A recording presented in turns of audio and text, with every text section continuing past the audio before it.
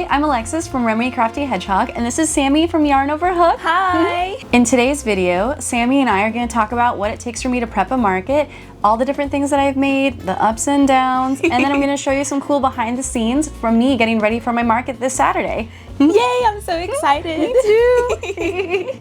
So you have a market coming up. I do. I'm in that market mode. How are you feeling about it? Ooh, you know, it's like sometimes I'm like, I'm so ready, positive vibes, and other times I'm like crippled with fear. I have this like terrible fear that someone from last year is gonna come and be like, I ended up hating this. Isn't that like random? Like, oh, like somebody who already bought something from last coming year's back market, and seeing you? And being like, I waited a year to find you to tell you that I hated it.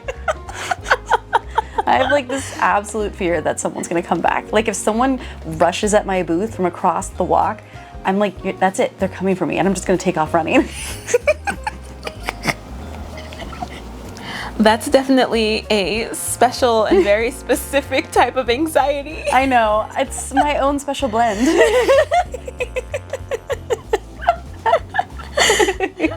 So what are you actually like excited for the market? Oh, I love just talking to people about crochet. I love, because like at the market I'm usually working on something too, and I love when people come up to see how is it done, when they have their kids come up to see how is crochet done. I just love sharing the craft and being like, look at all these cool things you can make. It's not just sweaters and scarves, even though I also love sweaters and scarves. I love showing the diversity of cute things you can make with it. I love that. Yeah. So then you've done this market before. I have. So last year, a group of ceramicists called Ceramic Coven, I got to know them just because I bought pieces from them. And I told them that I was interested in doing markets, but I was a little nervous, and they invited me to share space in their booth. Aww. They just like let me bring my whole little table in and didn't charge me for the space or anything. They just let me come in and just try selling.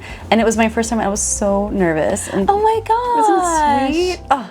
Oh, that is so nice. And so this year you're tabling with somebody? Yes, my friend Allison, who does Caracali Designs, she makes these beautiful tapestries. She has like multiple looms, and it's her first time weaving. Yeah, she's weaving like wall pieces. You're gonna love it. Oh my gosh. And she also does punch needle pillows and pet commissions and beautiful bags. Gorgeous stuff. Oh my gosh. And it's her first time selling in person, so I'm paying it forward, and I'm paying for the booth rental fee, and she's just coming in and just like doing it. That is like, so nice of you, Alexis, to kind of like keep that cycle going, how it was done for you, and now you're like, I'm gonna do this for somebody else. Exactly. That is so sweet. I was so appreciative of Ceramic Coven, and luckily this year they're at Montana Art Walk as well, and we're neighbors, so we're booth neighbors, so I'm so excited. Yeah. It's like 3 generations of marketers. Oh, that's so cute.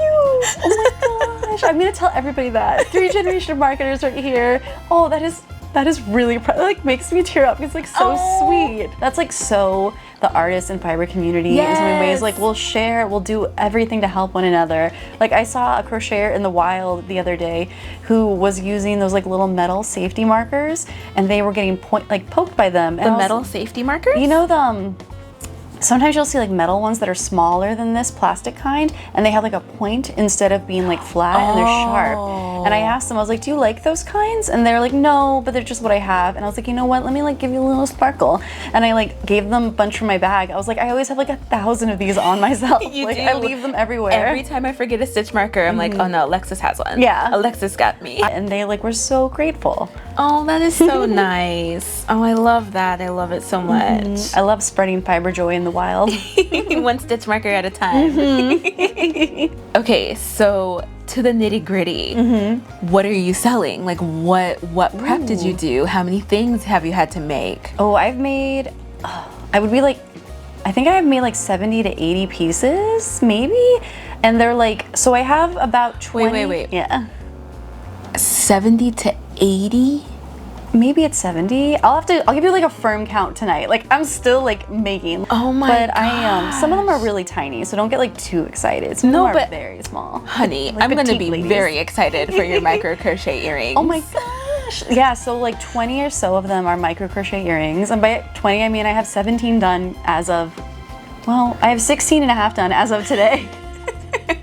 Not to tip my hand on the whip list, but and then I have a lot of plushes. Plushes are always very popular and they're really fun to make. They are. And then I have like some bags, I have keychains, headbands, I have lots of stuff with glow-in-the-dark yarn, just like cute fun. things. Any ghosties? I do. I have ghosty keychains that glow in the dark. I have like ghosty hair pieces that glow in the dark. And then I have I have a lot of garlands. I love garlands. I'm such a garland girl. You do have a lot of garland. Yeah. So last year I only had one garland, and this year I think I have 4 or 5, which is such a garland glow up for me because I love garlands. I love a garland glow up. What garlands do you have? The leaves? I have 2 kinds of leaves, and then I also have ghosts that glow in the dark, and then I have my papel picado, and I feel like that's all. But I might have another that I'm forgetting. Oh, I have a pumpkin! Yes. I'm losing track. Yeah, you're 70 to 80 items.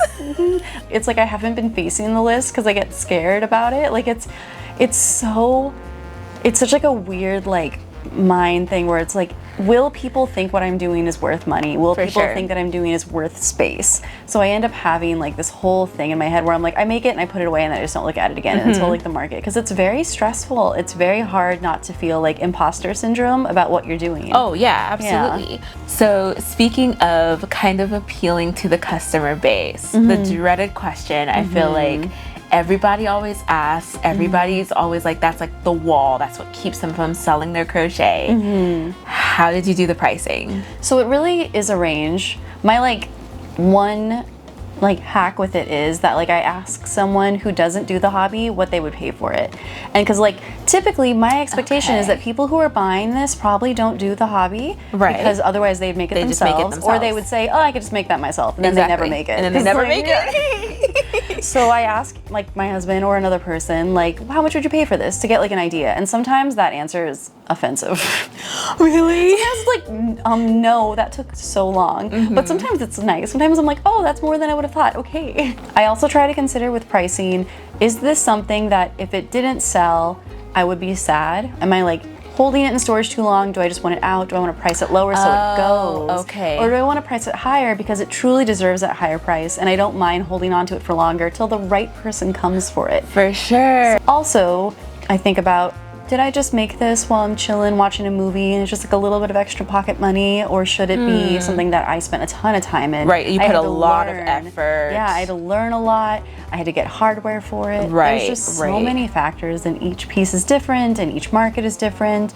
And generally, I would say you just kind of play around with it and see. Bring extra little tags, so if you're there and you're like, nothing is selling, you can change your tags and lower the prices, or offer discounts to people when they're standing there. I definitely do that when people look at something and they kind of hesitate. I'll be like, well, you know, I can do it a little bit lower, or if you buy 2 things, I'll give you a discount, kind of thing. Sales lady. I love it. Yeah. I feel like finding the price for selling handmade goods, I feel like that's always been a struggle. And it's different, I think, if you're selling like at an event where people are coming to buy art from artists, like the art walk that I'm in, or if you're selling just generally in like the void of the internet, where it's like people are just kind of like traveling around. They're not like intoxicated by like the live music and like maybe like the wine garden and like the vibes. There is a difference between like, I'm intentionally going to a place I know I'm going to be spending money. Exactly. And just like, that's where you get them. I feel like that would be the best way then. Yeah. Hook, line, and sinker. It's like,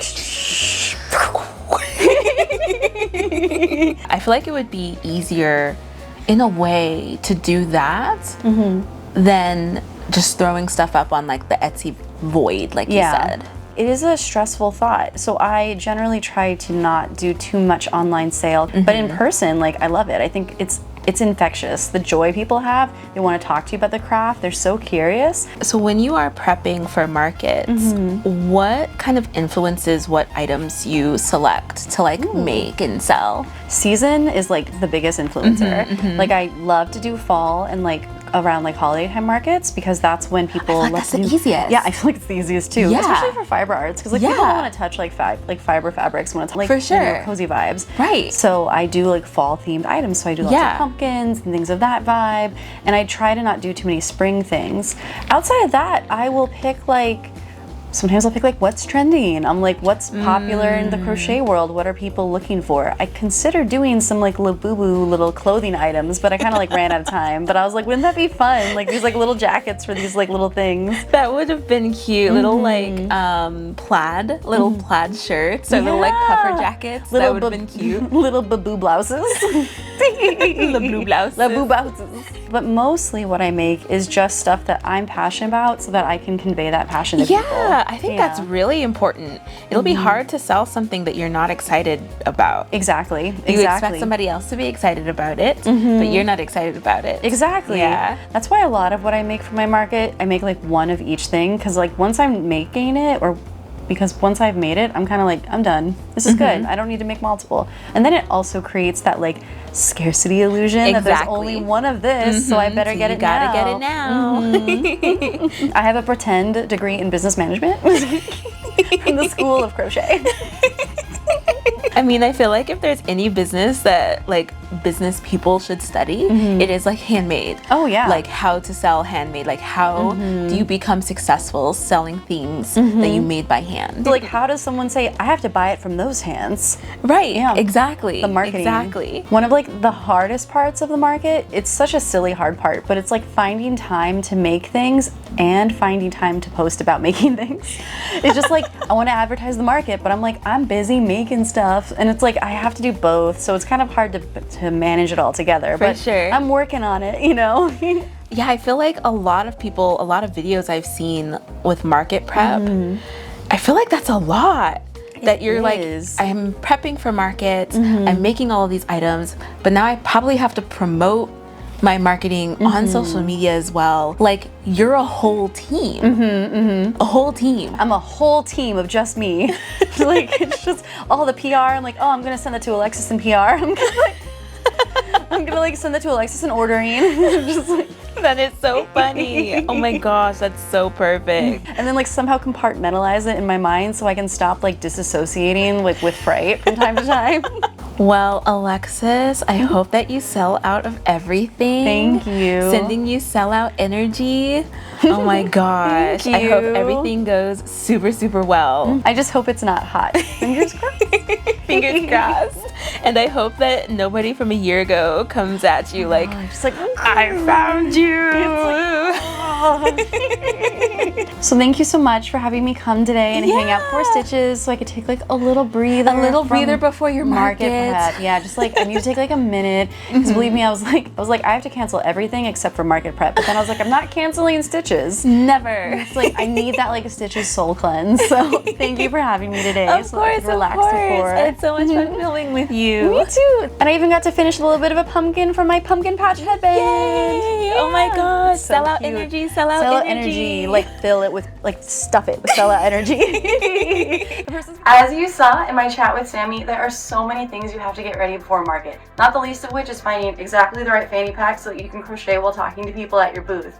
But let me take you on a little behind the stitches so you can see what I've had to do to get ready for the Montana Ave Art Walk. All right, let's go. If you've seen me anywhere in the last few weeks, you've seen me crocheting because I have been crocheting 24/7, anywhere and everywhere. Some of that time was spent crocheting some micro ghosty earrings. Let's take a moment and watch some of that micro magic.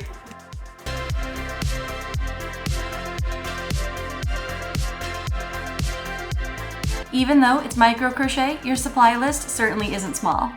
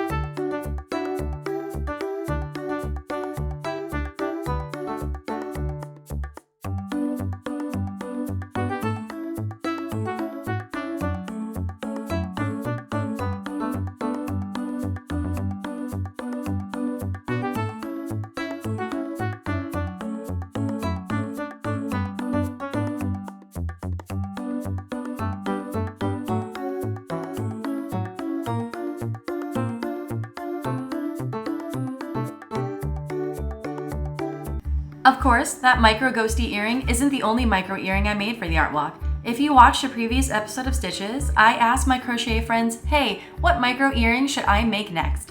And they came back with an assortment of amazing answers, one of which was Fruit Loops.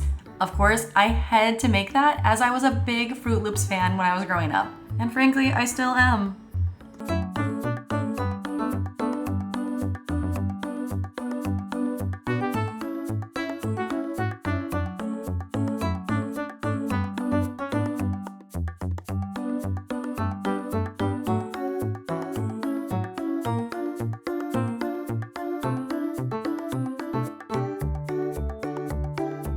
Look at how cute this little bowl of Fruit Loops is turning out. Do you think that each Fruit Loop has its own flavor? I'm not sure, but I certainly like to think so.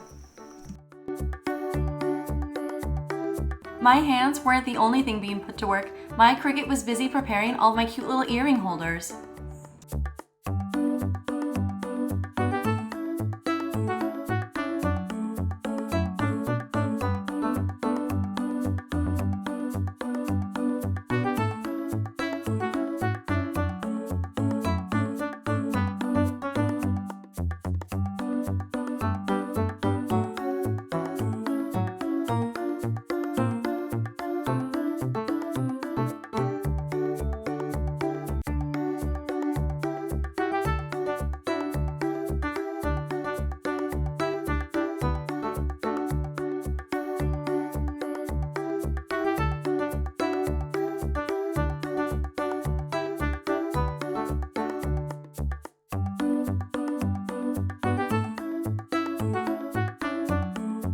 I prepared so many things for the Montana Avenue Art Walk. It seemed like every moment of every day I was getting a new little element of something finished just to go on to the next thing and get another new little element of something finished.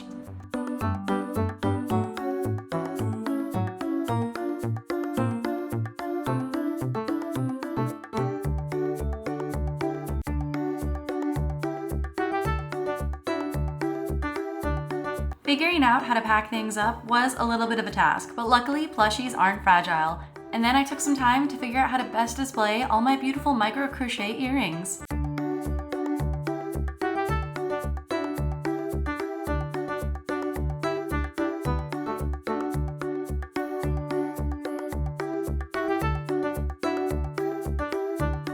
My booth mate Allison of Caracali Designs came over and we practiced staging together.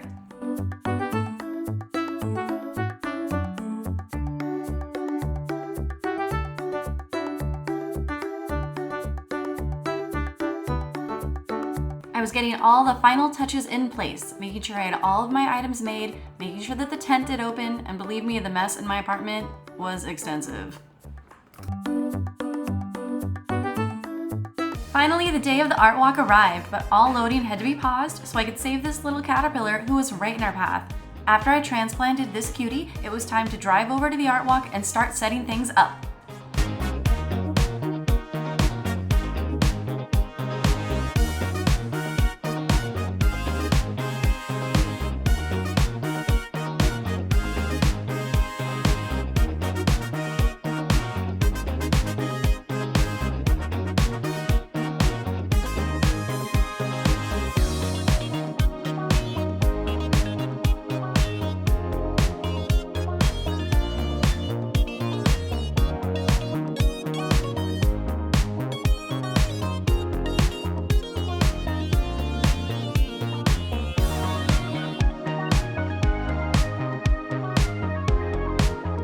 We had to get creative with some painter's tape because my little earrings kept blowing away.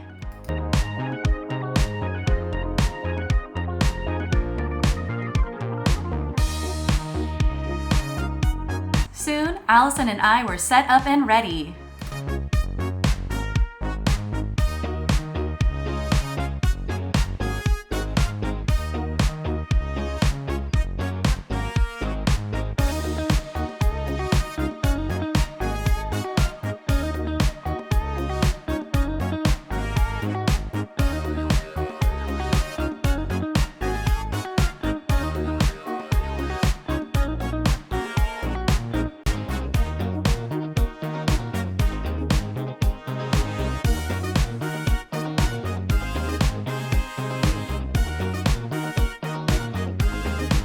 wasn't long before my first set of micro crochet earrings sold.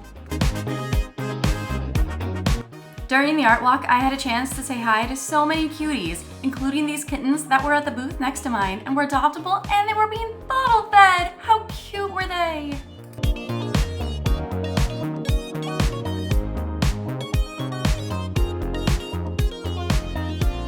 It was so hard not to take one home with me. The only thing that kept my hands from snatching up kittens was that I was crocheting the entire time. I made crown after crown after crown and kept adding them to my booth.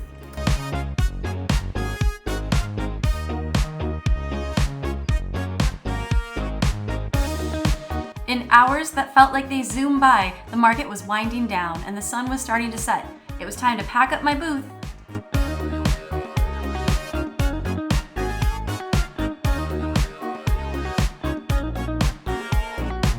Bye, Montana Ave Art Walk. See you next year. All right, thank you so much for tuning into this video and hanging out with us today. If you want to stitch with us live, we stitch live on Yarn Over Hook every Wednesday. So excited. At 2:30 p.m. Pacific time. If you like this video, like and subscribe and turn on notifications. And if you want to see more of the cool things that I make, check out RemiCraftyHedgehog.com. Thank you. Thank you. Bye.